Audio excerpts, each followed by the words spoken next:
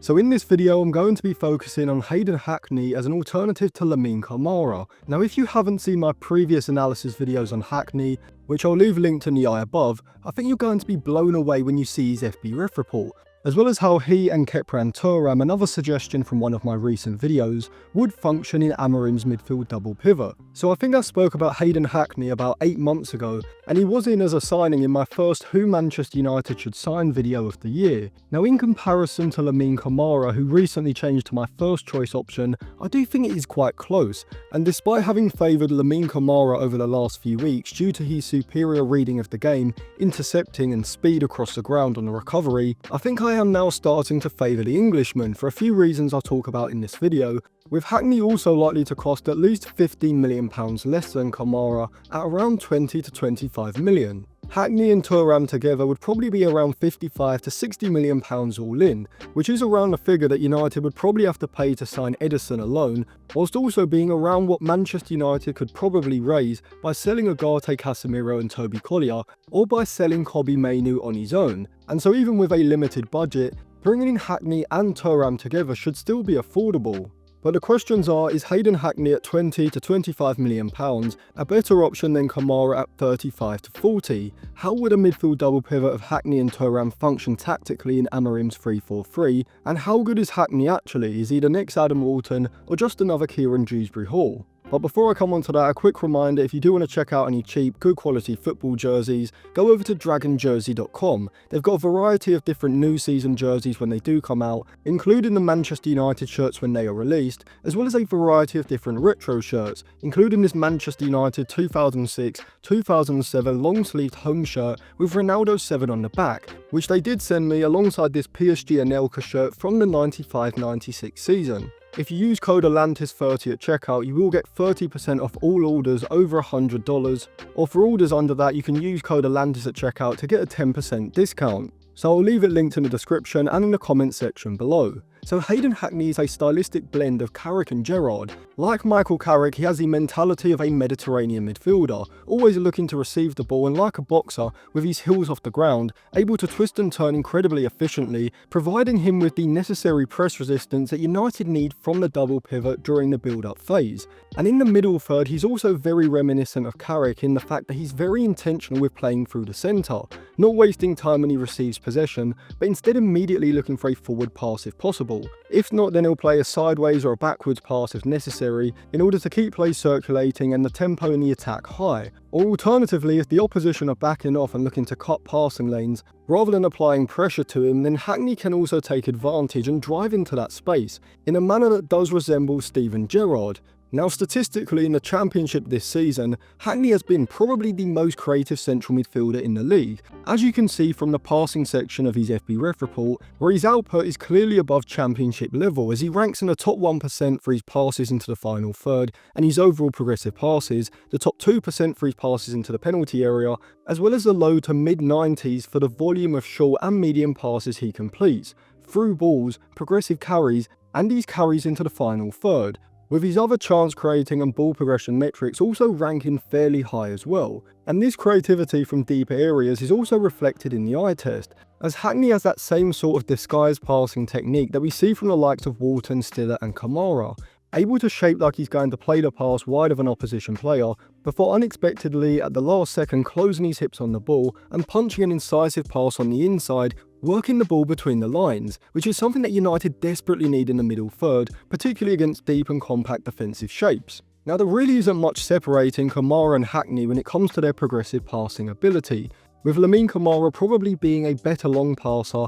and chance creator from deeper positions when higher up the pitch. But when it comes to ball carrying, I do think that Hackney is more willing to drive into the space when it's presented, with Camara at the moment being a little more hesitant to do this as frequently. Now in the build-up phase, like with his incisive passing through the centre, we see the resemblance with Carrick and Hackney's game, as despite not being as athletic, quick or robust as Camara, he's probably as equally press resistant when he's receiving the ball on the edge of his own box with his back to goal, able to make sharp movements towards a goalkeeper or centre-backs in possession, dropping even inside his own box, wherefrom he's able to bounce a ball around the corner first time, which is a type of attribute that will significantly improve United's ability to play out but also crucially play through the centre of high pressure. with Hackney drawing an opposition player high, circulating possession, which can then allow United to exploit the space ahead that's been created by Hackney manipulating and then playing around the man-to-man high press. When it comes to his ball progression, either through his passing or ball carrying, Hackney is an absolute machine, and would improve United's central midfield significantly, probably to an equal level as Lamine Camara would. Now, the main difference between Lamine Camara and Hayden Hackney that could lead to Camara being a better deal, even at £10 to £15 million more, is the defensive side of their game, with Camara being a bit quicker across the ground over longer and shorter distances, making him more effective in the press, but also when shuttling across on the recovery in the rest defence, with his higher volume of interceptions both in the Champions League and over the past 365 days being a result of his speed when having to move quickly after initially using his reading of the game to anticipate where a forward pass is going to be played. Now, statistically, Hackney is a higher volume tackler, being a bit more assertive and maybe even reckless at times when jumping out into a tackle, but I do think he still lacks Kamara's speed across the ground and reading of the game, which is a factor in his lower amount of interceptions completed. However, I don't think this is going to be a major issue when playing in Amorim's midfield double pivot, as Hackney is still more athletic and quicker than either Bruno Fernandes or Mainu, whilst I would say that his high volume, progressive passing and carrying output does make up for the mental side of his defensive game, which he does need to improve. And so, considering the price difference, I am starting to move back to Hayden Hackney as my preferred central midfield option, though instead of Manu Kone it would be Kepran Thuram who I'd bring in alongside him. And if you do want a comparison of those two players, let me know in the comments section below. But overall, I think Hackney has the skill set and the specialist attributes to come into United's side next season and perform to the same level as central midfielders like Nico Gonzalez, Andre Gomez or Elliot Anderson, with the potential to become one of the best central midfielders in the league, and maybe even break into the England squad for the World Cup next summer. So coming from the Championship, I would definitely consider him closer to someone like Adam Walton than a Kieran Dewsbury Hall, primarily due to how good his progressive passing and carrying is already at the age of 22, only 23 in June. But how would Hackney and Thuram function as a midfield double pivot?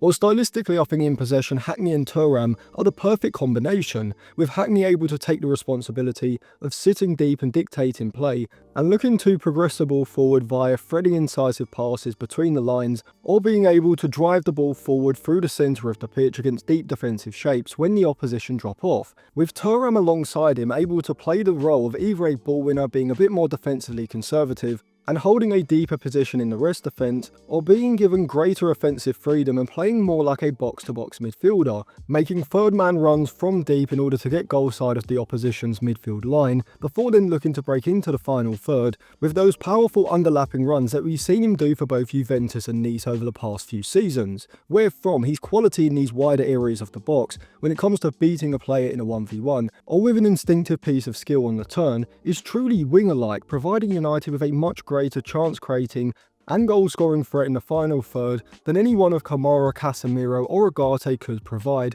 probably to a similar level as what we see from Kobbie Mainoo. Now in the transition, whether it's after an opposition turnover or during an artificial counter-attack from the build-up phase, both Hackney, but especially Thuram, have the athletic and powerful ball-carrying ability that is going to allow United to transition the attack at speed, which could be particularly effective with players ahead in the front line who specialise in the transition, such as Cunha, Gyökeres and Mbeumo, or even alternative options that I've suggested such as Mateta or Yohan Wissa. Now defensively, whilst Hackney isn't going to be as solid as Camara alongside Thuram, he is still highly capable of pressing on the front foot and winning the ball back high up the pitch, as well as being fairly competent when it comes to racing back with an opposition player and putting in a crunching tackle to halt the attack on the recovery, with his speed across the ground probably making him an improvement on both Fernandes and Mainoo in these type of defensive situations. And with Ugarte also in the squad against the bigger sides, where United aren't going to be dominating possession predominantly, and will go through spells in the game where they have to sit off deep and compact, or look to initiate a man-to-man press on a specific player,